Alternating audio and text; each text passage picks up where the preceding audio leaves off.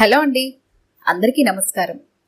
ఈరోజు మనం ఆదుర్తి బాలగారు రచించిన మన్మథరావు వంటింటి కష్టాలు అనే ఓ చక్కటి కథను విందాం. ఇక కథలోకి వెళ్దాం.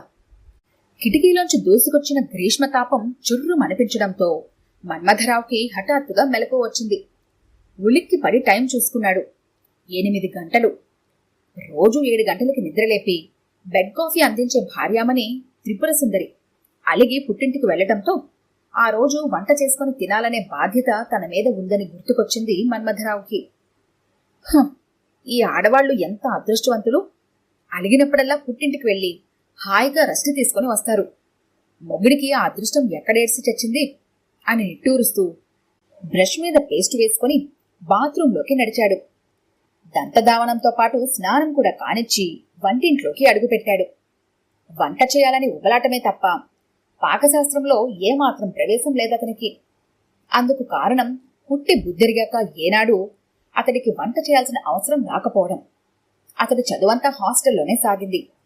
చదువైన వెంటనే ఉద్యోగం, ఆ తర్వాత పెళ్లి వెంటనే జరిగిపోవడంతో కందిపప్పుకి శనగపప్పుకి తేడా తెలియని అజ్ఞానంలో ఉండిపోయాడు.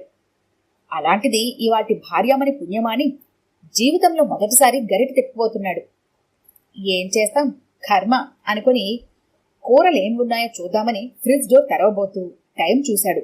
8:30. ఓర్ నాయనో, 9 బయటపడకపోతే టైంకి ఆఫీస్కి చేరుకోలేడు. 5 నిమిషాలు లేట్ అయినా బాసాసురుడు విరుచుకు పడతాడని గుర్తుకొచ్చి ఆ పూటకి వంటకి సెలవిచ్చి ఏదైనా హోటల్లో కాస్త తిని ఆఫీస్కి వెళ్లాలని నిశ్చయించుకున్నాడు మన్మథరావు. ఆఫీస్ నుంచి ఇంటికి వస్తుంటే మన్మథరావుకి దారిలో కూరల బండి కనిపించగానే ఇంటికెళ్లి వంట చేయాలన్న సంగతి గుర్తుకొచ్చింది. ఇంట్లో కూరలు ఉన్నాయో లేవో తెలియదు అతనికి. పోనీలే, కొని పడేస్తే అలా పడుంటాయి అనుకుని కూరల బండికి నడిచాడు మన్మథరావు. తాజా కూరలున్నాయి, రండి సార్ అంటూ అరుస్తున్నాడు బండివాడు. నిగనిగలాడుతున్న వంకాయలను చూడగానే భార్య చేసే గుత్తి వంకాయ కూర గుర్తుకు వచ్చి నోట్లో నీళ్లూరాయి మన్మథరావుకి. ఇంటికెళ్లగానే గుత్తి వంకాయ కూర చేసుకుని తినాలనిపించి, ఏమిటి వంకాయలు మంచివేనా అన్నాడు.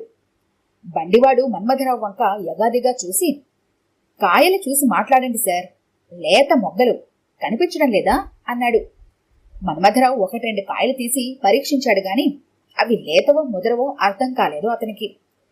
లేత కాయలని కూరలవాడు అంత పెద్దగా బహిరంగంగా చెబుతున్నాడు కాబట్టి అవి లేతవే అయి ఉంటాయని నిశ్చయించుకుని రేటంతా అన్నాడు. కిలో 15 అన్నాడు బండివాడు. కొనబోయి ఆగాడు మన్మథరావు. భార్య ఇంటి ముందుకొచ్చిన ఏ కూరలైనా గంటసేపు బేరం చేసి కొంటుందని గుర్తుకొచ్చి తను కూడా బేరమాడి కొనాలనుకున్నాడు. 14.5 ఇస్తాను అన్నాడు. తీసుకోండి సార్ అన్నాడు బండివాడు ఆనందంగా. ఇదేమిటి ఇంత తొందరగా ఒప్పేసుకున్నాడు? ఈ బండివాడు పాపం చాలా మంచివాడై ఉంటాడు. తనే అనవసరంగా ₹1/2 దగ్గర కక్కుర్తుపడి బేరమాడేశాడు అనుకుని కిలో వంకాయలు కొన్నాడు.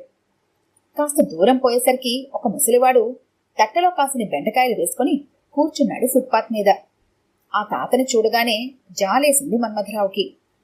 పాపం, బేరాలేవి రాలేదు కాబోలు అనుకుని ఆ బెండకాయల్ని ఎంతకిస్తావు అన్నాడు. ₹5 ఇవ్వండి అన్నాడు తాత. ఆ బెండకాయలు ముదరవో లేతవో అర్థం కాలేదు మన్మథరావుకి. భార్య బెండకాయలు కొనేటప్పుడు చివర్లు విరుచుకోవడం గుర్తుకొచ్చింది. తను కూడా ఒక్కో బెండకాయను చివరని విరిచి చూశాడు. కాని ఎంత విరిచినా అది వంగుతుందే తప్ప విరగటం లేదు. మొక్కై వంగనిది మానే వంగుతుందా అన్న సామెత గుర్తుకొచ్చింది మన్మథరావుకి.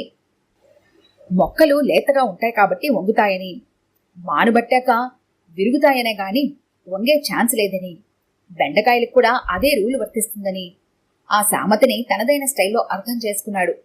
కాబట్టి లేత బెండకాయలు వంగుతాయని, ముదర బెండకాయలు విరుగుతాయని కొత్త థియరీ కనిపెట్టాడు. తన అనాలిసిస్కి మురిసిపోతూ ఆ బెండకాయలన్నీ కొని ఇంటి దారి పట్టాడు. ఇంటికి రాగానే శుభ్రంగా స్నానం చేసి వంట ప్రయత్నం మొదలుపెట్టాడు. తనకిష్టమైన గుత్తి వంకాయ కూరతో మొదలు పెడదామని వంకాయలు తరగడానికి చాకు తీసుకొని కూర్చున్నాడు. తన ఇష్టదైవమైన ఆంజనేయ స్వామిని తలుచుకున్నాడు. ఆయన బ్రహ్మచారి కాబట్టి స్వయం పాకం అలవాటు ఉండే ఉంటుంది. ఆయన కూడా ఎన్నోసార్లు గుత్తి వంకాయ కూర చేసుకునే ఉంటాడు అనుకుని ఓ వంకాయని కట్ చేశాడు. మరుక్షణం గావు కేక పెట్టాడు. తరిగిన వంకాయలోంచి బయటకొస్తోందో పురుగు.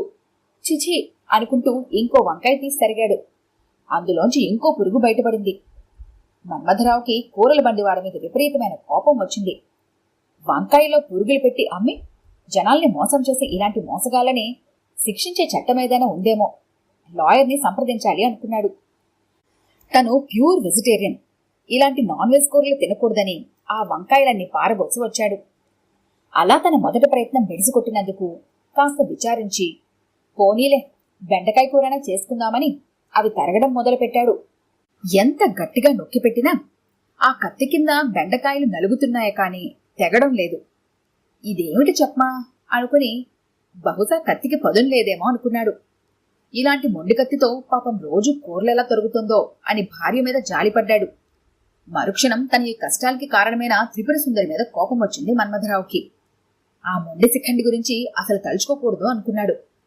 కడుపులో ఎలుకలు పరిగెడుతుండటంతో కూర చేసే ప్రయత్నం మానుకొని కనీసం అన్నమైనా వండుకుంటే ఏ ఊరగాయ అయినా వేసుకొని తినవచ్చు అనుకుని బియ్యం ఏరడం మొదలుపెట్టాడు. కాని తను ఒక్కడికి ఎన్ని బియ్యం వండుకోవాలో తెలియలేదు. కాసేపు బుర్రకి పదును పెట్టి ఆలోచించగా ఒక ఐడియా తట్టింది అతనికి. తను ఎన్ని ముద్దలు అన్నం తింటాడో లెక్కగట్టి అన్ని గుప్పిళ్లు బియ్యం ఓ గిన్నెలో పోశాడు.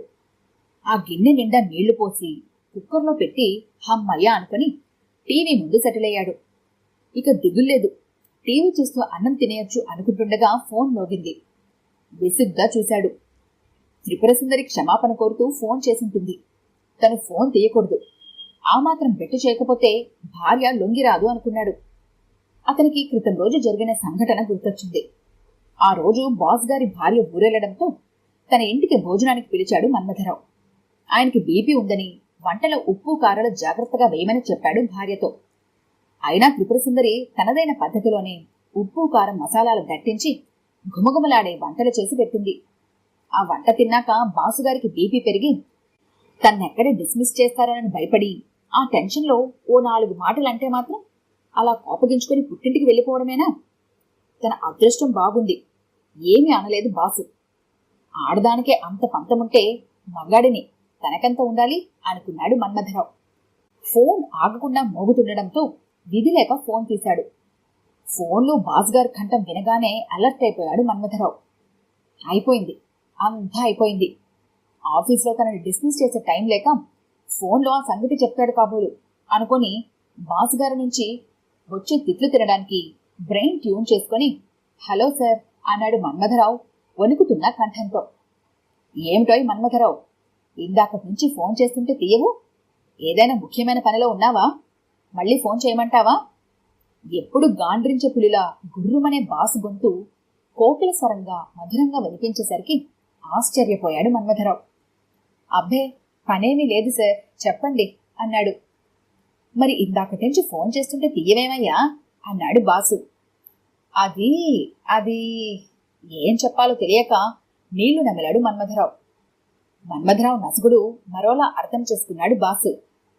ఓహో, సారీనయ్యా మన్మథరావు, మీ ఏకాంతాన్ని భగ్నం చేసినట్టున్నాను అన్నాడు. తన మొహానికి అంత అదృష్టం కూడానా అనుకుని అదేం లేదు సార్, చెప్పండి సార్ అన్నాడు మన్మథరావు. ఏం లేదు మన్మథరావు, నిన్న మీ ఆవిడ చేసిన వంట అద్భుతంగా ఉంది. ప్రాణం లేచొచ్చిందనుకో.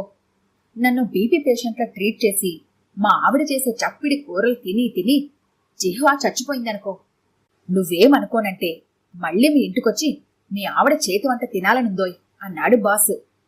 ష్యూర్ ష్యూర్, తప్పకుండా సార్ అన్నాడు మన్మథరావు పులకరించిపోతూ. అన్నట్లు నీకో శుభవార్త, నిన్ను సెక్షన్ ఆఫీసర్గా ప్రమోట్ చేయమని రికమెండ్ చేయాలనుకుంటున్నానోయ్ అని ఫోన్ పెట్టేశాడు బాసు. తన చెవులను తానే నమ్మలేకపోయాడు మన్మథరావు.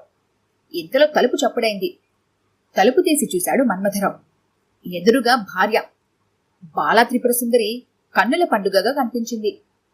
ఏమిటి ఈరోజు తనకు షాకుల మీద షాకులు అనుకున్నాడు మన్మథరావు.